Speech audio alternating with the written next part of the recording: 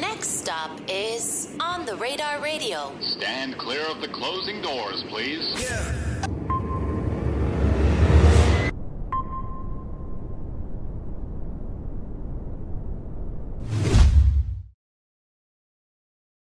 Yes, sir, baby. On the Radar Radio Country Edition, live from Nashville, powered by our good friends over at Monster.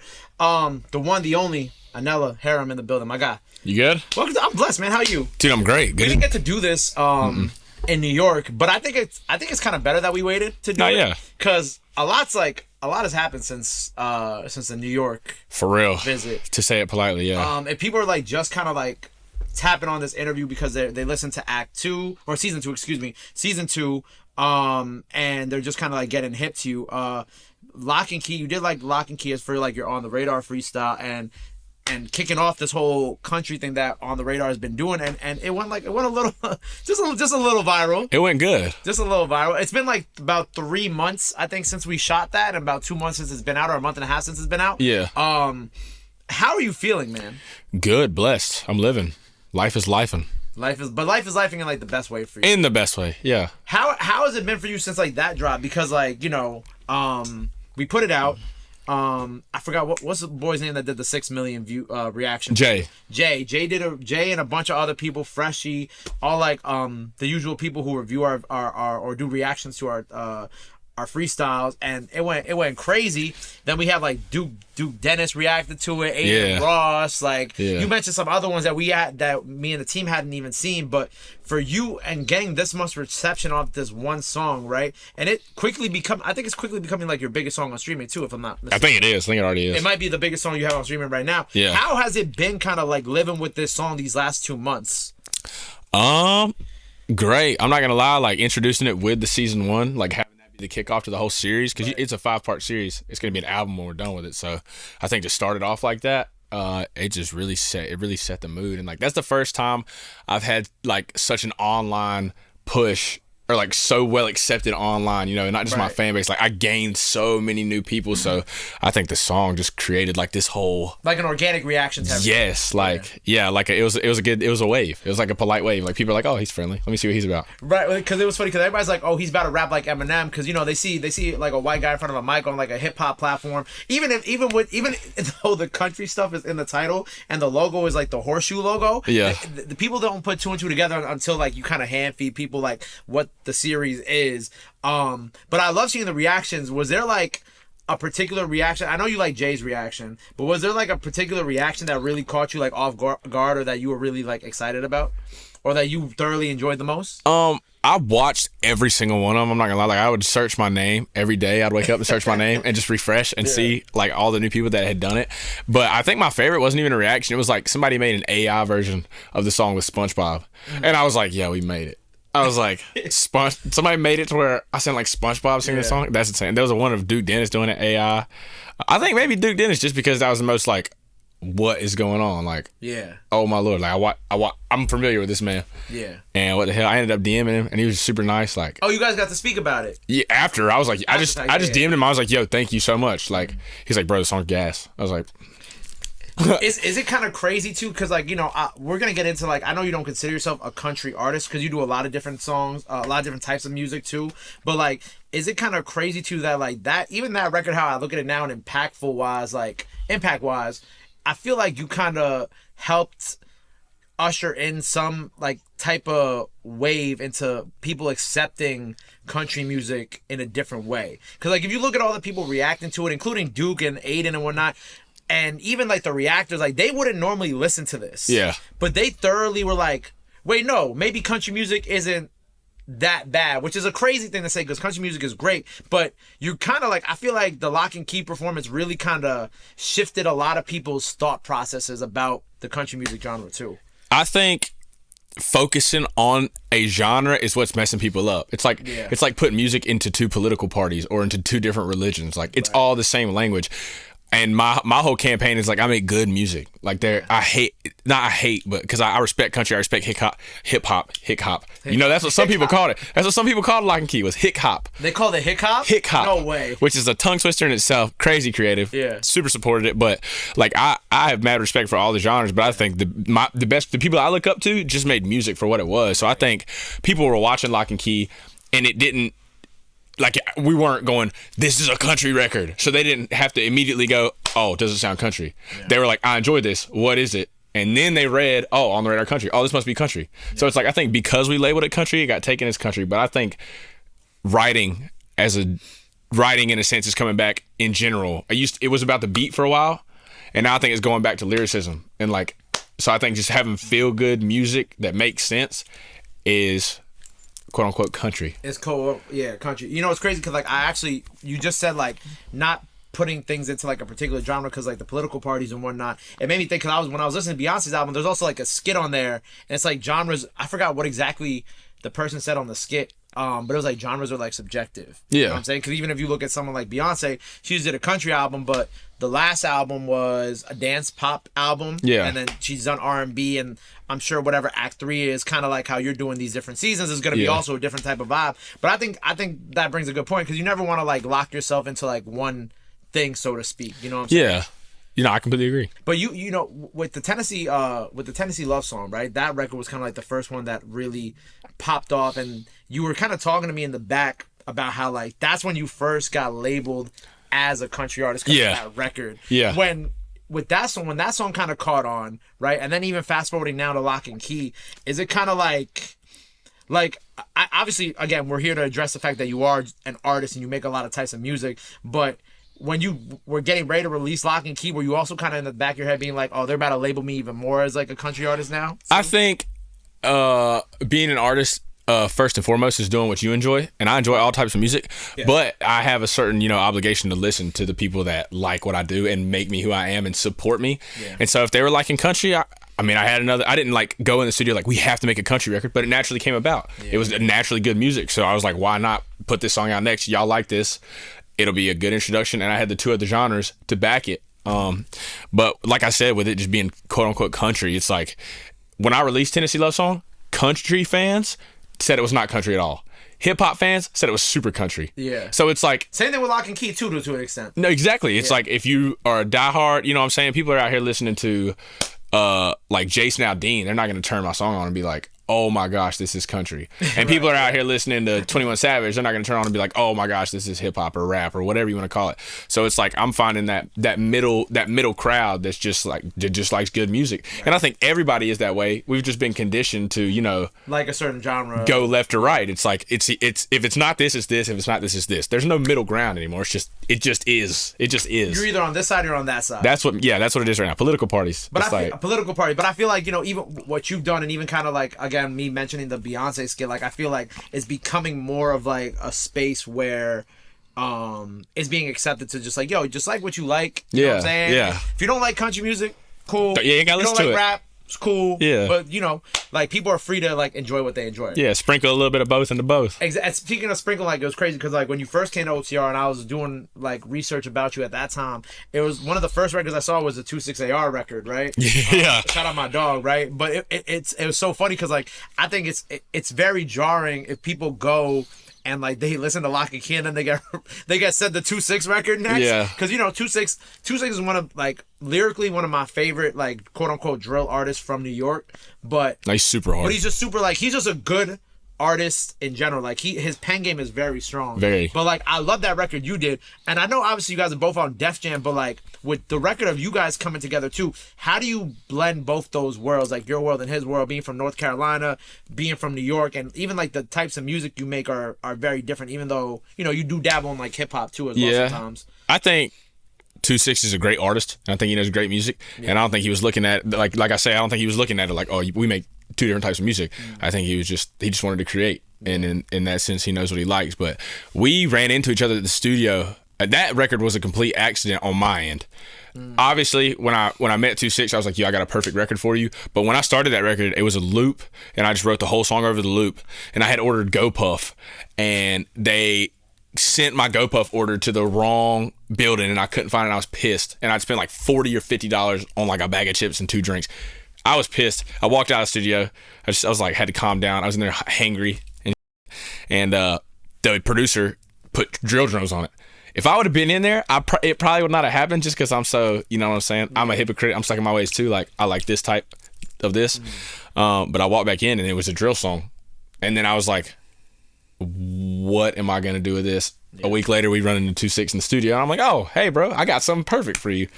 And then he liked it. He threw a verse on it the second I showed it to him, and it is what it was. The rest is history. The rest is history. That's fire, man. So, you're from North Carolina, right? What's the town in North Carolina where you're from? Trinity. So, what is Trinity like? Paint me a picture, and paint everybody a picture at home. Like, what is Trinity like? Trinity is like 4 stoplights, 2 high schools. Stoplights, got it. A Sheetz, a Barbecue Joe's, a couple nice neighborhoods, a couple trailer parks, bunch of fields, green grass, trees, families, churches, and good food and good manners and good people. Good man. I mean, we definitely get that from you. Oh, thanks. But getting started, like, how do you break out? Because, like, you know, I think my most interesting, like, my favorite part about people's stories is how they break out of, like, the small town mindset, right? Because I think, you know, to some extent, we all know people who we've grown up with who get stuck in that mindset. How do you break that mold and kind of become, like, you know, Anella signed to Def Jam? Like, what's like the steps in that journey of leaving Trinity when you were younger to now? I've seen this so many places, and I think the first step is delusion, because everything's delusion until it works, and then it's like, oh, that was a good idea. We all got to be a little delusional to do what we do. You know what I'm right? saying? You know what I'm saying? So I just overly believed in myself, but I had great friends and great family that helped. But I started playing bars. When I was in high school, I wasn't good at anything else except for music. Music just kind of came to me naturally. It was like the only language I didn't stutter when I spoke. You know what I'm saying? I get tripped up in my head. So when I found out that I was, and I learned a bit quicker than other people, I started to realize. So when I found out I could make money doing that by playing at bars, you know, they wouldn't let me, like most of the bars I played at wouldn't even let me inside because I was 16, 17. So I had to stay on the patio. And I would play music there. I started building a little following, and I would, you know what I'm saying, when I first played bars, nobody would be there. Then I started playing the same bars, and there'd be 15, 20 people. Then the same bars would be 100 people because they know I was playing. I just invite them out.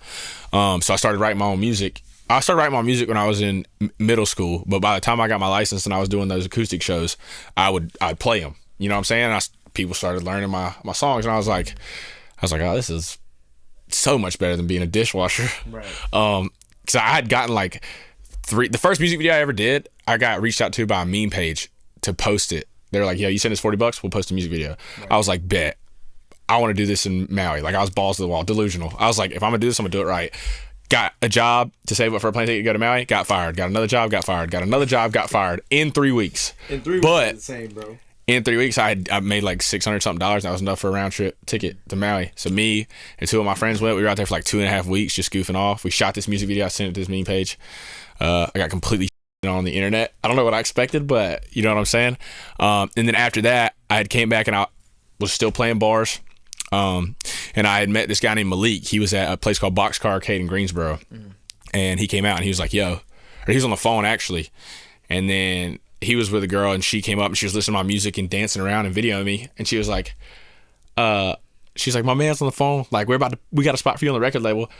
And I was like, oh, cool. I didn't think anything of it. You know, I'm in Greensboro, North Carolina. I didn't know studios existed in North Carolina at this point.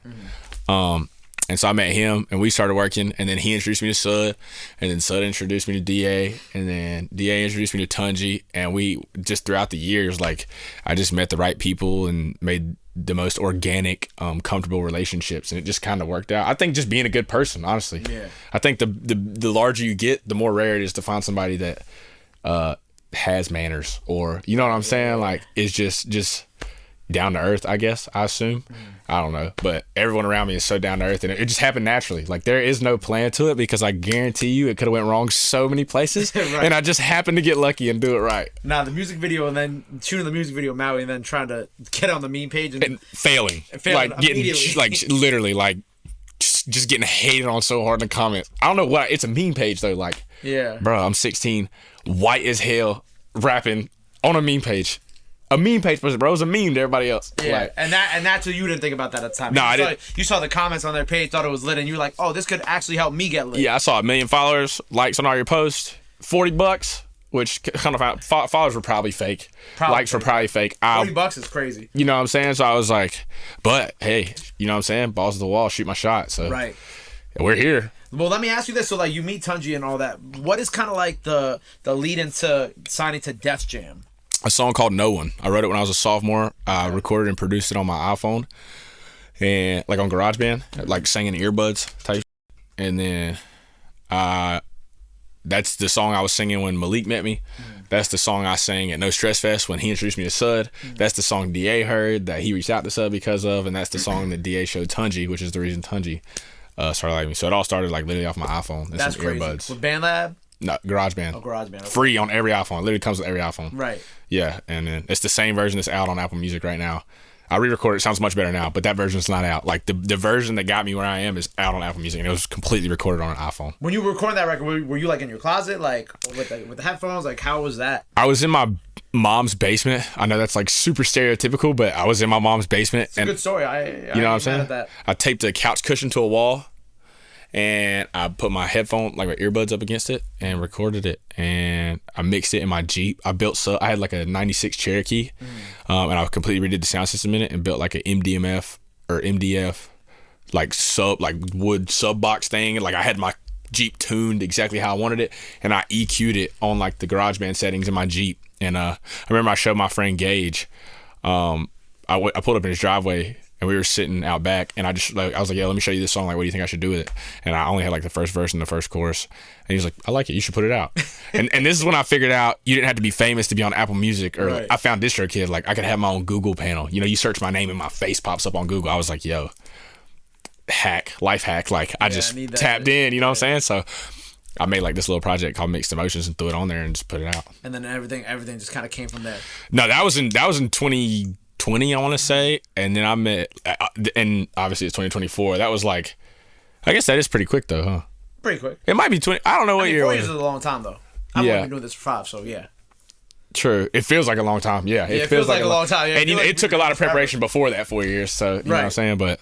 Yeah, I guess. Where you're at now, because like you're at an interesting point, because a lot of your virality came off of TikTok too, right? And obviously now we're dealing with the UMG stuff and whatnot. You and I are talking. How are you, like, I guess, finding new creative ways to promote your music, without having to entirely rely on that TikTok side of things? Honestly, in the most polite way, because I'm not a hater. Yeah. But there's no other word to describe. Bro, I dislike TikTok so much when it comes to music, because I think it stripped the creative process away. It's like everybody thinks there's a formula now. Like, you make a song, and this is how it is right now, and I'm hypocritical because I do it because it's what works and it's what I'm encouraged to do by people that, you know, no one knows what they're doing, but people that quote unquote know what they're doing in the industry and have had success.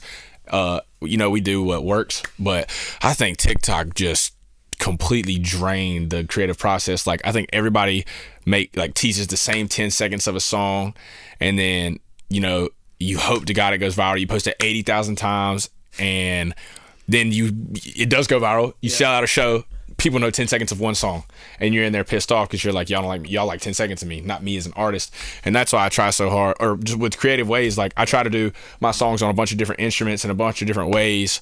I try to show different snippets of the song. Obviously, one will work, and I'll be like, okay, I need to post a little bit more of this to you know, get put in front of more people. But once I'm put in front of those people, I love teasing new music. You know, I've got these seasons coming on, so I've already teased season 4, season 3, and season 2, and season 2 comes out April 12th. Right. So by the time y'all see this, either it's out or it's coming. So just make sure you check that out. But you talked about, so we got season 1, I Love You. Yeah. Season 2 is called what? I Lost You. I Lost You. Right. So walk me through like the process of all these 5 seasons leading into like the project, and like what each one. Well, I'm sure you don't want to talk all the way down to like what they all mean, but like the ones we've gotten so far, how does it all connect? What is like the meaning behind all of them?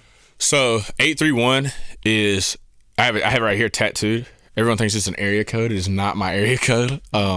It's 8 letters, 3 words, 1 meaning. So it's like, I love you, I hate you, I miss you, I need you, I know you, I want you, I have you, I knew you, I held you, I hear you, I echo you, I feel you. It can mean anything I need it to mean. It's like just a relatable tattoo. Like, no matter how I feel, you know, I can relate to it. Yeah. It's like a home, always somewhere to go. So when it comes to these projects, I just wanted to eat, like, and I do a bunch of different genres. Like I just make good music. So I was like, why not incorporate it into something I believe in outside of the music, in my whole life. I have a lot of friends that have this tattoo. It's just like a family thing. So to be able to group the music together in 5 different emotions, well, there's going to be 5 seasons. So 5 different emotions that mean everything all at once. And it's just like, I think it makes the project super human because it's got every emotion. It's got a bunch of different genres. You know what I'm saying? I want to be a playlist as an album. I don't want to be an artist where you feel sad. This is my sad artist. I want to be, this is my artist. I like his happy songs, his sad songs, his funny songs, his crappy songs, his personal songs. Like the home, like you're talking about. Like the home. I want to be somewhere. I want to be a home. I want my music to be a home. I think my music is a separate entity for myself because I am nowhere near as cool as my music. I'm just thankful that God picked me to make it. But I want my music to be the home for other people that it is for me. Right. So I just want there to be so many different genres and lanes and titles and covers, just anything you can relate to draw you in, to make you want to stay and be comfortable. Right. So when these 5 seasons come together as an album, is there going to be also new music with the album, or is it just going to be those 5 seasons? So it's going to be the 5 seasons. I'm rolling it out the way I am because with TikTok and Reels and YouTube Shorts, everyone's been so conditioned to have such a short attention span. And as an artist, having your audience trust you is like 80% of the job. So I don't want to drop my debut project all at once and not have a fan base that trusts me enough to listen to every song and give every song a chance. Right, yeah. So I'm rolling it out 3 songs at a time, episodes, 5 different projects, seasons, and then the album will be a series. It'll be the 831 series. So, yeah, like rolling it out like that, it's just everybody's so conditioned to only like a small portion of the picture. You know what I'm saying? Like you show them 10 seconds of the song and they're like, oh, it's my favorite song ever, but they don't hear the whole song. So I'm hoping in releasing 5 projects into a compilation album that when the album's done, you'll already have 5 of your favorite songs because you picked one favorite song from each season and not one favorite song from an album. And then that'll be my trust. And then I can release my sophomore album, which will actually be my debut album. And I will have, people I've grown to love that trust me enough to sit down and listen to 12, 15 songs in a row and take it in for what it is and really feel the project and the audible movie I made for them. You know what I'm saying? Right, that's fine. So we got season 2 out by the time y'all see this. Yep. But like going into season 2, like what do you want people to take away from the season 2 EP? Season 2. So season 1 was an introduction. Season 1, the cover was just me by a TV. Because I feel like you're supposed to make everything of the moment you live. Like every time, every new moment, you're supposed to make everything of it. So that was an introduction. Season 2, I Lost You. It's really just another chapter, another side of me. Like every one of my songs is the emotion I was feeling when I made it. And I feel like every day you learn something new as a human. So it's like, even if there are 2 sad songs on the project, they're 2 different shades of gray. Right. You know what I'm saying? Like, I just want to take, like, I don't want you to take anything away from it because I can't tell people what to take away from it. I hate painting a picture and holding it up and telling you what you see. You know what I'm saying? I know what I see. I have no idea what you see. Right. You know what I'm saying? You can be colorblind. And then I'm sitting here like, this is red. And you're like, no, it's not. And now we're arguing over nothing. We're not just enjoying it. So it's like, I want you to like it. I want you to take away that I make quality music. I make comfortable music. I make music worth listening to. But at the end of the day, I want you to enjoy it. And if you don't, I want you to enjoy the next one or the one before it. Right. I want you to trust me enough to know that there's something in here that you're going to like and that it's okay if you don't like every one of them. That don't mean we dislike each other. Just wait for the next song. Right. I promise you'll like one of them. I promise. Right, that's real. So we got a tour coming up. Yes. Tour with David J. Yeah. How many stops? How can people get tickets? All that good stuff. 12 stops. The ticket link's in my bio. I forget the name of the website. I know it's David J Music or something like that, but I could be wrong. But the ticket link is in my bio. We got 12 dates. It's all northeast. We got like New York, Pittsburgh. I think we got a bunch of places in New York actually. I know we got Massachusetts. We start in Massachusetts tomorrow. I'm here for like 4 hours. I flew, or not 4, like 6. I flew in at 12, and then I leave at 6. Appreciate you being here. No, I appreciate you having me. I'm gonna do it again. Whenever you just hit me up. I got you, man. But yeah, like, and then I leave tonight. I got to drive to Massachusetts tonight, and the first show's tomorrow, and then we got Albany the next day, and then the tour begins. Word, man. So we'll get your tickets, man. Season 2 out now. By the time you see this, look, I appreciate you being here, bro. By the time you see this, go check out both the On the Radar performances that he has out now. Season 2 out now. Go check that out, or on the way, depending when we put this out. But it'll be out, so go. Yeah, soon enough. And if you watch this when the album comes out, when everything's together, go back and listen to season 1 through 5. Yes, please. If you're watching this in the future, ride the roller coaster. But I appreciate you as always, bro. Before we get up out of here, let the people know where they can follow you at. Anything else you want the fans to know? Now's the time to do it. Well, we only got one camera. This camera right here. My name is Anella Herim, but people just call me Nella. But you can find me everywhere on everything at either Nella or ANELLAHERIM. And what I want you to take away from this is, I don't know. What have I learned recently? When you're looking for a partner, find somebody that makes you want to put your phone down. That's like a big quality for me. Find somebody that makes you want to forget about your phone. You won't lose. There you go. That's real, man. Well, look, make sure you go check out everything he has out now. Season 2 out now. Go run the performances. Go show him some love. Go show him some support. Love is free. Sports free. But y'all already knew that. Till next time, On the Radar Country, and Anella Herim in the building. We out. Bow. My God. Love. Whew.